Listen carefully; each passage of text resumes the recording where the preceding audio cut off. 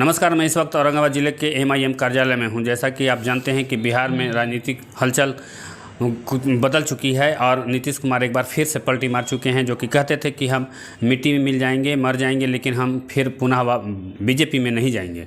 लेकिन आज फिर से बीजेपी के साथ में सरकार बना रहे हैं। उसी कड़ी में हम जानने की कोशिश करेंगे। हमारे साथ में MIM के नेता हैं कि आखिर बिहार वासियों पर क्या असर पड़ रहा है। तो सर, स्वागत है हमारे चैनल पर और अपना परिचय दीजिए। जी, मेरा नाम नज़मुल है और इस पर मेरा पहला प्रतिक्रिया यही है कि नीतीश कुमार जो हैं वो पलटू राम तो हैं ही, मगर अब ये भी तय कर पाना मुश्किल है कि उनकी विचारधारा क्या है।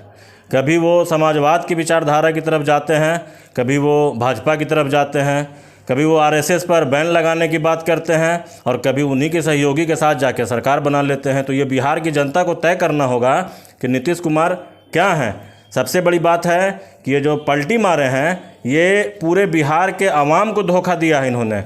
इसके लिए जितना नीतीश कुमार जिम्मेवार हैं उतना राजद पार्टी है और नरेंद्र मोदी जी हैं।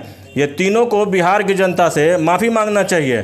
बार बार जनता त्रस्त हो चुकी है इस तरह के इनके पलटी मारने वाले रवैये से। क्या कहेंगे आखिर जो जिस तरह से आखिर दिक्कत क्या आखिर आपको नीतीश कुमार में लगता है?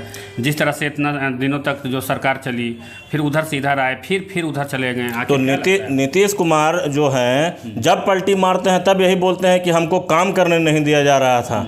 काम कैसे नहीं करने दिया जा रहा था, क्या करने नहीं दिया जा रहा था, ये तो नीतीश कुमार ही बता सकते हैं। नीतीश कुमार जो हैं वो जो है परिस्थिति के मुख्यमंत्री हैं और वो रिज़ाइन भी मारते हैं मुख्यमंत्री के पद से और शपथ भी लेते हैं मुख्यमंत्री का ही। ऐसा तो कभी नहीं हुआ कि नीतीश कुमार रिज़ाइन मार के गए हों मुख्यमंत्री के पद से और मुख्यमंत्री किसी और पार्टी का बन गया हो, विपक्ष की भूमिका में हो। तो ये तो उनके लिए ये सहयोग बोलिए या प्रयोग बोलिए या वो फेविकोल लगा के कुर्सी से चिपके हुए हैं। बिहार की जनता को सिर्फ छलने का काम कर रहे हैं नीतीश कुमार और इसका जवाब 2025 के चुनाव में, विधानसभा चुनाव में जनता इनको देगी और अभी जो 24 का लोकसभा चुनाव होगा उसमें भी जनता इनको सबक सिखाने का काम करेगी।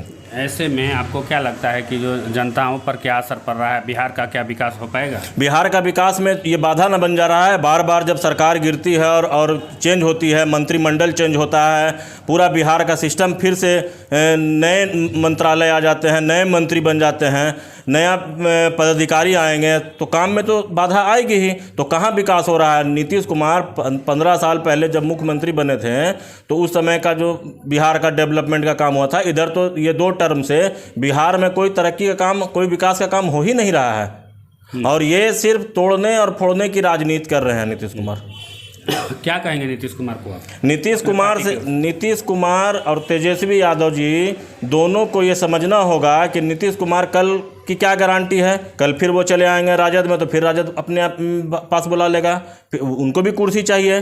तेजस्वी यादव को भी कुर्सी चाहिए और नीतीश कुमार को भी कुर्सी चाहिए। सारी लड़ाई कुर्सी की है। जनता का मूलभूत समस्या के लिए कोई नेता काम नहीं कर रहा है। सबसे बड़ा मसला ये है और हमारे राष्ट्रीय अध्यक्ष बैरिस्टर असदुद्दीन ओवैसी साहब ने आज से, जब नीतीश कुमार पहली बार पलटी मारे थे तभी कह दिया था कि ये कभी राजद से निकाह करते हैं, कभी जदयू से निकाह करते हैं, ये कभी राजद के साथ वलीमा करते हैं, कभी जदयू के साथ वलीमा करते हैं। तो इनका क्या अस्तित्व है अब तो ये जनता ही न तय करेगी। और माननीय उप मुख्यमंत्री जो थे तेजस्वी यादव जी, उनको भी ये सोचना होगा कि जैसे उन्होंने 4 विधायक MIM के तोड़ करके अपने पार्टी में शामिल कर लिया था तो इनके पास एबिलिटी, इनके पास पावर नहीं है कि अपने यादव समाज के विधायक जो हैं जदयू में है, भाजपा में है, तोड़ के सरकार बना लेना। भाई कौन मना कर रहा है? जिस तरह से संविधान में जैसे कि यह नियम है कि जिसका बड़ी पार्टी होती है उसको सरकार बनाने का आमंत्रित किया जाता है, लेकिन जदयू अल्प में है फिर भी उसको क्यों दिया जाता है? तो यही तो सवाल है, सबसे बड़ा सवाल, कि राजद के विधायकों ने, राजद के शीर्ष नेतृत्व ने 4 विधायक MIM के तोड़ करके अपने में शामिल किया था और कहा था कि जब भी सरकार गिरेगी तो राज्यपाल की तरफ से न्योता हमें मिलेगा सरकार बनाने का। तो कल का जो घटनाक्रम है उस पर क्या कहेंगे तेजस्वी यादव या लालू प्रसाद जी? आमंत्रण मिला उनको। नीतीश कुमार गए, सरकार गिराए, नीतीश कुमार गए, फिर सहमति पत्र दे करके सरकार बना लिए, शपथ ग्रहण कर लिए। तेजस्वी जी तो मुंह ताकते रह गए, और वो जो 4 विधायक टूट के गए थे वो भी मुंह ताक रहे होंगे। क्या होगा उनका अब? संविधान की धज्जियां उड़ रही है जो संविधान की तो पूरी धज्जियां उड़ गई है। एक सवाल ये है कि जिस तरह से बिहार में घटनाक्रम, राजनीतिक घटनाक्रम हुआ, क्या बिहार में संविधान बचता है? संविधान को तार तार कर दिया गया है। संविधान को तार तार कर दिया गया है। अगर नियम के अनुसार सबसे बड़ा दल राजद था तो उसको न्योता देना चाहिए था, उसको बुलाना चाहिए था। तो राजद भी इसमें एक्टिव मूड में नहीं नज़र आ रही है। इसमें भी राजद की भी गलती है कि राजद भी एक्टिव मूड में नहीं है।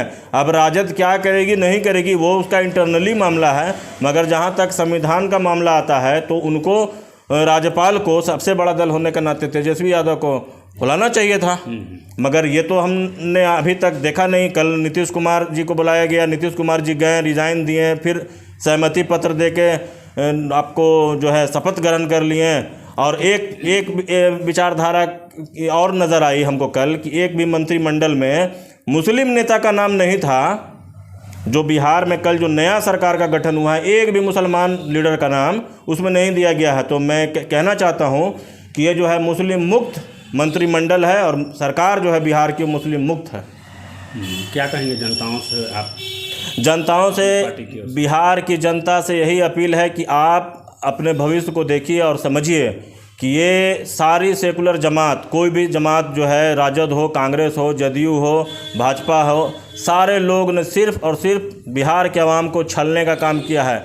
अभी एक ही पार्टी बची है विकल्प के तौर पर, वो है MIM, जो आपको एक विकल्प देगी। इंसाफ के साथ तरक्की का नारा है हमारा और हम उसी के हिसाब से काम कर रहे हैं। और इंशाअल्लाह आने वाले समय में मजलिस पहले से बेहतर प्रदर्शन बिहार में करके दिखाएगी। चलिए, बहुत बहुत धन्यवाद।